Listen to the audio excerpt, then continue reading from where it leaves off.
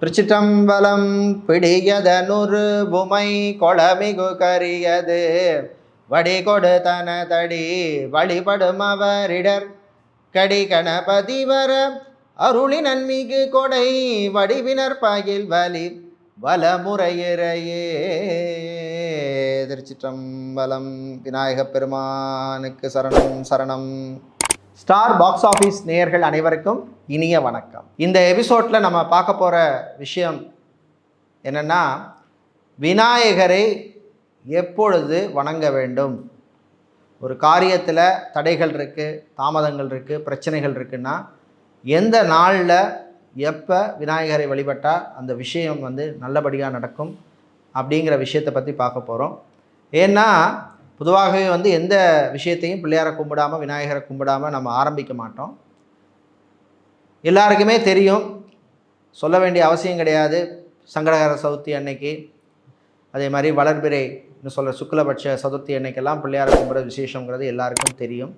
அந்த நாட்களில் பிள்ளையாரை கும்பிட்டும் ஒரு விஷயம் நடக்கலை, தொடர்ந்து நடக்காமல் இருக்குது அப்படின்னா வேறு எந்த நாட்களில் கும்பிடலாம் அப்படிங்கிற ஒரு கேள்வி, ஒரு கொஷனை என்கிட்ட நிறைய நம்மளுடைய கஸ்டமர்கள் நிறைய பேர் கேட்டிருக்காங்க.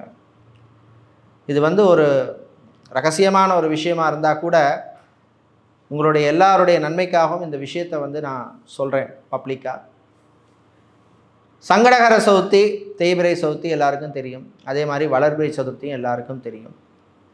அதே மாதிரி பிள்ளையாரை கும்பிட்றதுக்கு டைம் இருக்கான்னா டைம் கிடையாது, எந்த டைம்லையும் கும்பிடலாம். ஆனால் அதுலேயும் ஒரு விசேஷமானது எப்படின்னா, விநாயக பெருமானை இப்போ நம்ம அஸ்வினி நட்சத்திரத்துலேருந்து ஒவ்வொரு நட்சத்திரமாக வருது. அஸ்வினி, பரணி, கார்த்திகை, ரோகிணி, மிருகசீஷம், திருவாதிரை, புனர்பூசம், பூசம், ஆயில்யம், மகம், பூரம், உத்தரம், அஸ்தம், சித்திரை, சுவாதி, விசாகம், இந்த மாதிரி ஒரு நட்சத்திரம் வந்துட்டு இருக்கிற போது சதய நட்சத்திரம் வருகின்ற நாட்களிலே பிள்ளையாரை கும்பிடுறது ரொம்ப ரொம்ப ரொம்ப ரொம்ப விசேஷம்.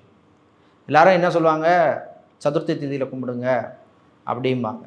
ஆனால் அந்த சதுர்த்தி திதியிலையும் கும்பிடுறதை விட ரொம்ப விசேஷமானது இந்த சதய நட்சத்திரத்தில். இப்போ நீங்கள் ஒரு விஷயம், இப்போ நீங்கள் கல்யாணத்துக்கு வரன் பார்க்குறீங்க, தடைகள் இருக்குது, தொடர்ந்து நீங்கள் சங்கடகர சதுர்த்தி, வளர்பிறை சதுர்த்தியில் கும்பிட்டு வரீங்க, நடக்கலை அப்படின்னா அடுத்து என்ன பண்ணலாம் அப்படின்னா, இந்த சதய நட்சத்திரம் வருகின்ற நாட்களிலே, அந்த சதய நட்சத்திரம் இருக்கின்ற நேரத்திலே கும்பிடலாம். ஃபார் எக்ஸாம்பிளாக சொல்கிறேன், இப்போ இன்றைக்கி காலையில் 9 மணிக்கு சதய நட்சத்திரம் ஆரம்பிச்சிருக்கு, நாளைக்கு காலையில் 6 மணிக்கு முடியுதுன்னா இன்றைக்கி காலம்புற 9 மணிலேருந்து நான் இன்றைக்கி சாயந்தரமோ இன்றைக்கி நைட்டுக்குள்ளே வர்ற அந்த டைமுக்குள்ளே நீங்கள் விநாயகரை கோவிலில் போய் வழிபடலாம். இல்லை கோவிலில் போய் வழிபட முடியலைன்னா நீங்கள் வீட்டில் கூட வழிபடலாம். அந்த சதய நட்சத்திரம் வர்ற நாட்களில் ஏன் வழிபடணும் அப்படின்னு சொன்னால், சதய நட்சத்திரங்கிறது விநாயகருடைய ஒரு நட்சத்திரம். மற்ற தெய்வங்களுக்கும் சொல்லியிருந்தாலும் விநாயகருடைய நட்சத்திரமானது தான் இந்த சதய நட்சத்திரம். ஸோ இந்த சதய நட்சத்திரத்தில் வழிபட்டிங்கன்னா விஷயங்கள் சக்ஸஸ் ஆகும். அதுதான் இதோட ஒரு கனெக்டிவிட்டி. சதயத்துக்கும் சக்ஸஸுக்கும் ஒரு கனெக்டிவிட்டி இருக்குது. அது திதியை விட நட்சத்திரத்துக்கு, இந்த விநாயகரை கும்பிட்ற இந்த நட்சத்திரத்துக்கு பலன் ஜாஸ்தி, பலமும் ஜாஸ்தி, பவரும் ஜாஸ்தி. அதனால தான் இந்த சதய நட்சத்திரத்தில் கும்பிடுங்க. நடக்காத காரியங்கள் இந்த நட்சத்திரத்தில் கும்பிட்ற போது நடக்கும். எத்தனையோ பேருக்கு, நம்மளுடைய கஸ்டமர்ஸ் எவ்வளோ பேர் இதை ஃபாலோ பண்ணிகிட்ருக்காங்க, ஃபாலோ பண்ணியிருக்காங்க. அவங்களுக்கு பல விஷயங்கள், நடக்காத பல விஷயங்கள், தடை தாமதங்களில் உள்ள விஷயங்கள்லாம் நடந்திருக்கு. இந்த சதய நட்சத்திரத்தை நாளில் கும்பிட்ற போது உங்களுக்கு எக்ஸ்ட்ரா வில் பவர் கிடைக்கும். இந்த விஷயம் எனக்கு நடக்கவே இல்லை அப்படின்னு யோசிச்சுட்டு இருந்திருப்பீங்க. அவங்களுக்கு இந்த சதய நட்சத்திர நாளில் தொடர்ந்து கும்பிட்டு வாங்க. ஒவ்வொரு மாதம் வர்ற சதய நட்சத்திர நாட்களில் குறைந்தபட்சம் ஒரு 3 சதய நட்சத்திரம் வர்ற நாளில் கும்பிட்டு வந்தீங்கன்னா நிச்சயமாக உங்களுக்கு ஒரு பாசிட்டிவ் எனர்ஜி கிடைக்கும்.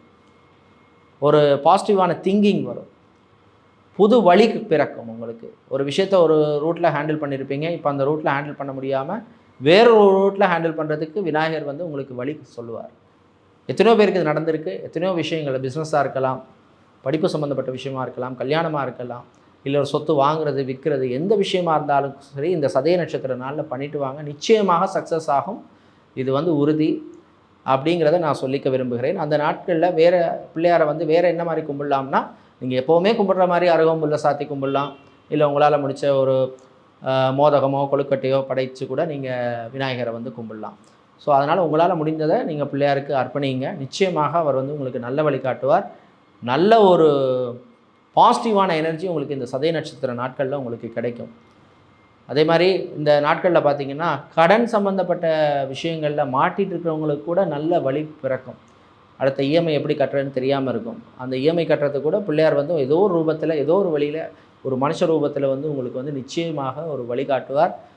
எத்தனையோ பேருக்கு அந்த பிரச்சனையிலேருந்து வெளியில் வந்து இஎம்ஐ கட்டுறதுக்கு பிரச்சனை உள்ளவங்களுக்கெல்லாம் வழிகாட்டியிருக்கார். எவ்வளோ பேர் கட்டியிருக்காங்க. அதனால் இந்த சதய நட்சத்திர நாட்களில் கும்பிட்டு வாங்க, நிச்சயமாக உங்களுக்கு நல்லதே நடக்கும். பிள்ளையார் உங்களுக்கு அருள் புரிவார்.